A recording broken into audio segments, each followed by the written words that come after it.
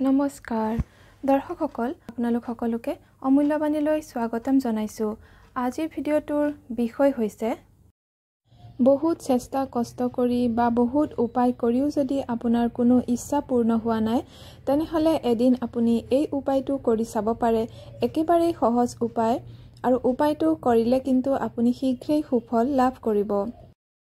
উপায়টো কৰিবৰ বাবে আপুনি অপেক্ষা কৰিব লাগিব কিনকিনিয়া বৰষুণ দিয়ালৈকে। যিদিনাই বা যেতিয়াই কিনকিনিয়া বৰষুণ দিব তেতিয়া আপুনি ঘৰৰ বাহিৰত ওলাব। মনে মনে ওলাব, কাকো নজনাব আৰু কোনেও যাতে নেদেখে সেই কথাৰ প্ৰতিও মন কৰিব।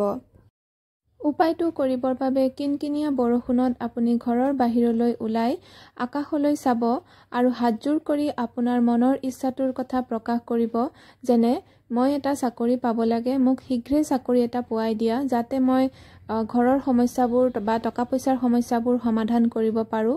এইদৰে আপুনি আকাশলৈ চাই একান্ত ভক্তিৰে একান্ত মনেৰে হাতজোৰ কৰি এইদৰে কৈ ঘৰলৈ আহিব পাৰে আৰু এটা ইচ্ছা এবাৰ ক'লেই হয়।